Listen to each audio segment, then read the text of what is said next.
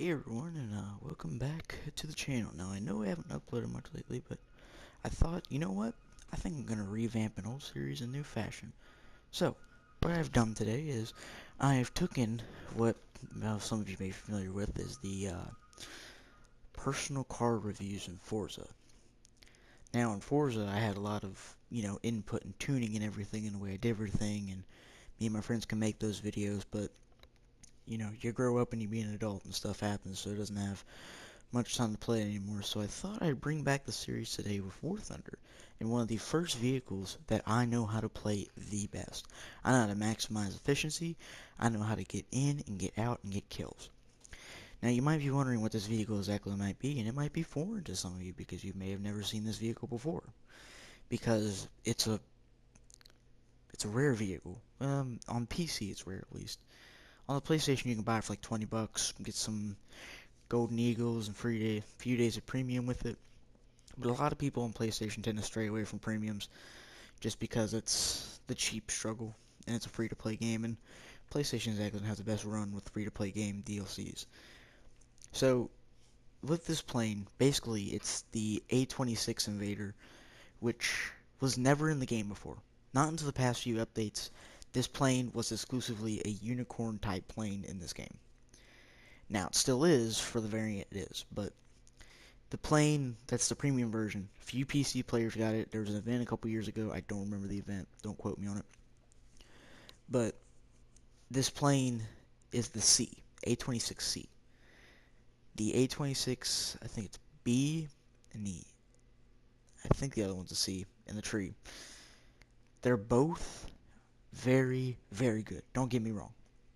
The difference between the B and the C, or, the regular B and the premium C, would be there's 12 guns, 6 or 12 guns mounted into the nose of the plane. This plane doesn't. And also the reason why I decided to make a video and finally dust it off, because they finally fixed this plane.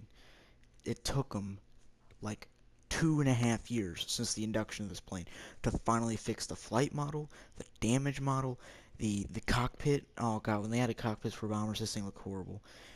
And the gun, or not the guns, the gunners are fixed. Originally, the front gunner, who is the bombardier, would fire his gun like upward as a gunner, like on a B-17, but they fixed it to where it's a forward-firing gun, like it's supposed to be for self-defense. And there's two rear gunners, or there's one rear gunner, not two now. So with that being said, the flight model's all fixed, the plane's all fixed. That's good and dandy. Battle rating was dropped a couple months ago with the introduction of the A-26. Originally, it faced jets exclusively at 6.0, non-stop. Oh my gosh. When this thing faced jets, it clobbered. It really did. It got so dunked on by every jet in the game. Because this thing's crutch is its speed. And say what you want, the best thing that ever happened to this plane, Gaijin can go through and fix all the flight models, make pretty guns for it all day. The best thing they ever did for this plane was drop the battle rating to 5.3. So it did not have to face 7.0, 7.7 jets that would catch it in a straight line. And that's where it kind of became OP again. Because before it was OP, they bumped up the battle rating, now they dropped it back down, they put it back up. Now it's at 5.3, where it's sitting pretty and hasn't moved since, because the A-26 is in the tree. So it was kind of a blessing and a curse, to say the least, because with the A-26 is added into the regular American tree, it kind of took away the rarity, but it also created a very good thing for the people who've played this plane for 2 years or so, like I have, and have sat there and grinded through this plane, getting plane after plane, just to be clobbered by ME-262s, and the, oh, I always forget the other one. Oh, the Kika, that's another big one that always got me. So, I do see a lot of players, though, play this plane. A lot of players play this plane wrong. I'll be honest with you. They stay up high, and they'll bomb high altitude, or they'll go too low, and they think they'll be invincible. This is exactly how you play this plane. It's a 3-step program. First step, you want to put the plane into a 5 to 10 angle dive, depending on how fast you want to get there. Now, if you're TGS Fear Me, or Corey, as you know him, you're going to put in a 3 or 4 because it's just going to slowly glide to the target, which is not bad. You keep speed and you keep altitude.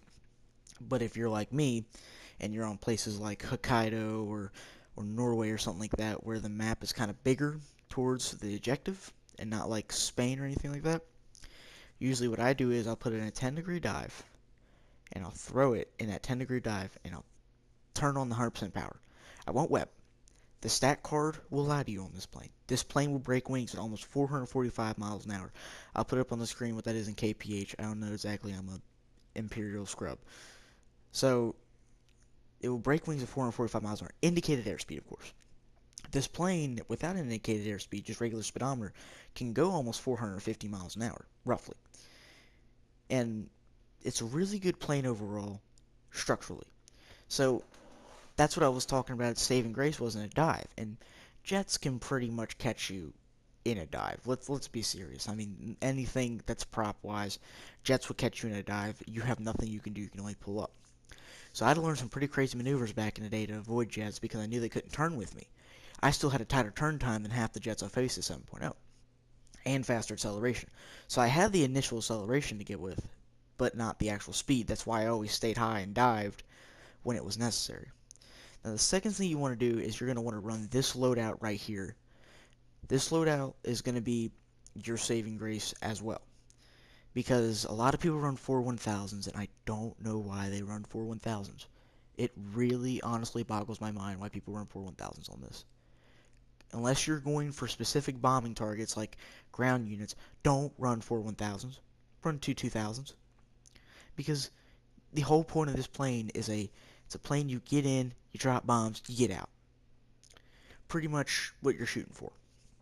And if you're not gonna, you want to do that because once you get in there and drop bombs and get out, you're safe. At that point, not many planes on level flight on the deck can catch you. There's very few and far. With the recent addition with Italian planes, they can catch you on the deck, and it's bad, and it's disgusting, really is. But it's just something you have to work with. Now the next thing up is the after attack run, which is the third step, which is the running. When you run, whatever you're attacking, whether it be ships, a base, ground targets, you need to think of a way out. You cannot do a hardcore turn. The only time you ever want to do an unnecessary turn like that is if you know there's people coming and you get out of the way quick. And that's when you turn. You never turn in this plane unless it's going to be a slow gliding turn. Now, don't get me wrong, the plane itself can turn pretty fast. I mean, it can turn on a dime faster than some twin-engine bombers in this game. And FYI, this is labeled as a bomber, not an attacker, which also makes it more unique because it gets an air spawn. So, usually what you want to do is, with this plane, you want to run manual engine controls. Now, if you're on PlayStation, I'd highly recommend binding some because you don't even have to fiddle with radiator and all that. Don't get me wrong, that's good. That's a good thing to fiddle with. But you really want to run manual engine controls with supercharger controls on. That's all you need in any plane on this game. Now, I'm no War Thunder guru like the Doom himself or Slick B or anybody of that matter. All I know is if you're a PlayStation player, we don't have enough keys or controls to bind radiator and everything. The thing that you're going to need the most when playing this plane is the supercharger controls. Because the supercharger controls won't kick in. The only time they kick in is the Stage 2. Stage 2 starts at 7,000 feet. Again, I'll put the metric on there. And then the Stage 1 engine controls start at 1,500 feet. So this is the problem. The Stage 1 engine controls, you could be at 600 feet off the ground, and it will not initiate. And that's where you get 9,000 something extra horsepower, or something to that range, crammed into the engine and flooring it, right? It's kind of like a nitrous boost at 600 feet off the ground. That's why I tell people all the time in chat, I'm like, if you're going to run this plane, run mech. It's the thing that will save your life. Because on the deck, you have many planes that can dive and catch you. But not many planes know how to catch you. Now, the next thing up is the gunners. Yes, I know this is a controversial topic for anybody because, easy mode skill gunners. But Here's the thing. This plane is not meant to take hits. Don't get me wrong. The guns aren't exactly fantastic. There was a momentary place where the guns did not want to go past the tail, and if you try to shoot at the tail, the guns would go black. I'm not sure if they still do that anymore, but the problem is that people who play this plane expect the gunners to be like one-shot MLG OPs just because of the the premiumness of this plane and how it's supposed to be OP. It's not. It's really not. 9 times out of 10, anytime I get a kill, it's my gunner, AI gunners doing the work, and I'm not even at the controls. Because I don't worry about the controls. I gotta focus and fly this plane at its maximum level.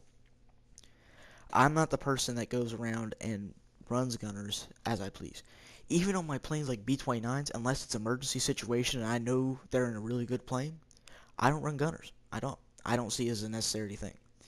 Call me hypocrite all you want. I've worked hard enough on my crew skills to get my gunners up to level 5 and everything to trust them enough for me to fly the plane, because a lot more things happen when you're flying a bomber than just gunning. There's like 20 things that happen in the process. You got to put out engine fires, yada yada yada.